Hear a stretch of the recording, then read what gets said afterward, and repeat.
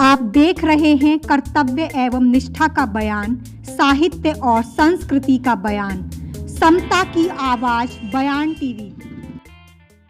इसमें कोई दो राय नहीं है कि अयोध्या एक बौद्ध नगर है और वहाँ पर अभी तक जितने भी पुरातात्विक उत्खनन हुए हैं उनमें बौद्ध धर्म से संबंधित साक्ष्य प्राप्त हुए हैं।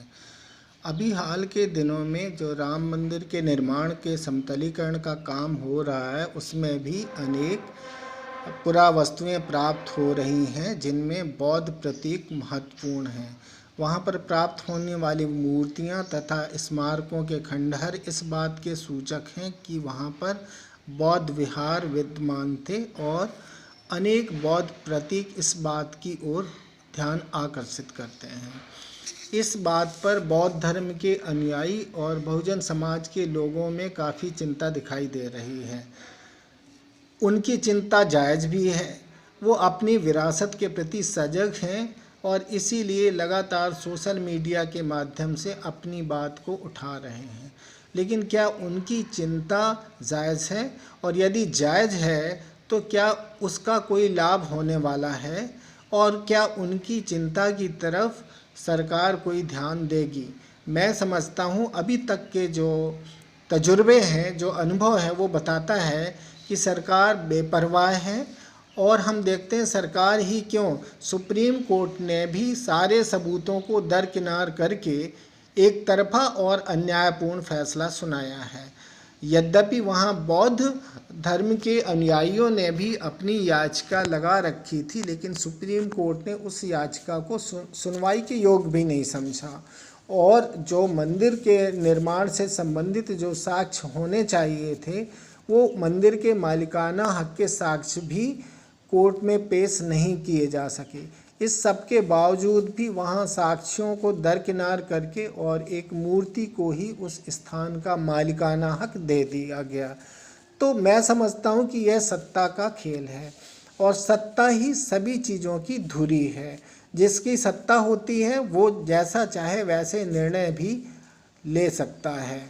मैं समझता हूँ हमें छोटी छोटी लड़ाइयों को भूल करके एक बड़ी लड़ाई लड़नी चाहिए और वह बड़ी लड़ाई है सत्ता प्राप्ति की लड़ाई।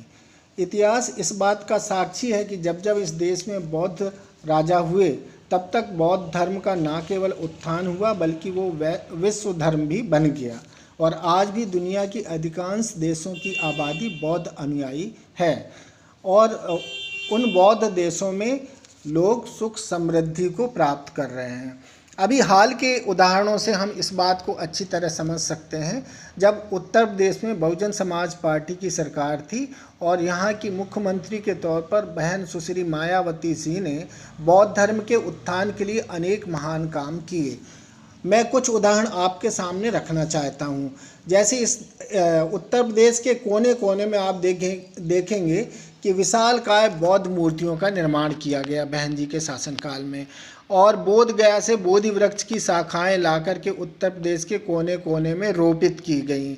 इतना ही नहीं, गगनचुंबी जो अशोक स्तंभ हैं उनकी स्थापना की गई, अनेक स्मारक खड़े किए गए, अनेक संग्रहालय और बौद्ध स्तूपों की संरचना भी हम उत्तर प्रदेश के हर कोने में देख सकते हैं। तो इसी तरह से हम देखें कि बौद्ध संस्कृति और सभ्यता के अनुरूप उत्तर प्रदेश में अनेक संस्थाओं के नाम भी रखे गए। उदाहरण के लिए स्कूल, कॉलेज, विश्वविद्यालय, अनेक अस्पताल, सड़कें, पुल, पार्क इत्यादि का नामकरण भी बौद्ध धर्म के अनुरूप किया जाने लगा था। और हम देखते हैं कि देखते ही देखते भारत के नक्शे में बुद्ध से जुड़े हुए अनेक जिले उभर करके आ गए, जैसे गौतम बुद्ध नगर, महामाया नगर, पंचशील नगर। इसके अलावा बहुजन समाज के महापुरुषों के नाम पर भी जिले बनाए गए, जैसे संत कबीर नगर, संत रविदास नगर और बाबा साहब अम्बेडकर नगर, छत्रपति साहू जी महाराज नगर। तो कहने का तात्पर्य यह है कि यदि आप बौद्ध शासन की स्थापना करते हैं तो आप अपनी बौद्ध विरासत को भी बचा सकते हैं और बौद्ध धर्म का पुनरुत्थान भी कर सकते हैं, जैसा कि बाबा साहब ने कहा था कि इस देश को बौद्धमय भारत बनाना है। तो बौद्धमय भारत एक अयोध्या की लड़ाई से नहीं बनेगा। बौद्ध में भारत संपूर्ण भारत में सत्ता स्थापित करके ही अयोध्या की तरह यहाँ इस देश के कण कण में जो हमारी बौद्ध विरासत है उसका जीर्णोद्धार करके बनेगा। नए तरह के स्मारक, नए तरह के स्कूल, कॉलेज और उस तरह की संस्थाओं की स्थापना करनी पड़ेगी जैसा बहन जी ने किया था।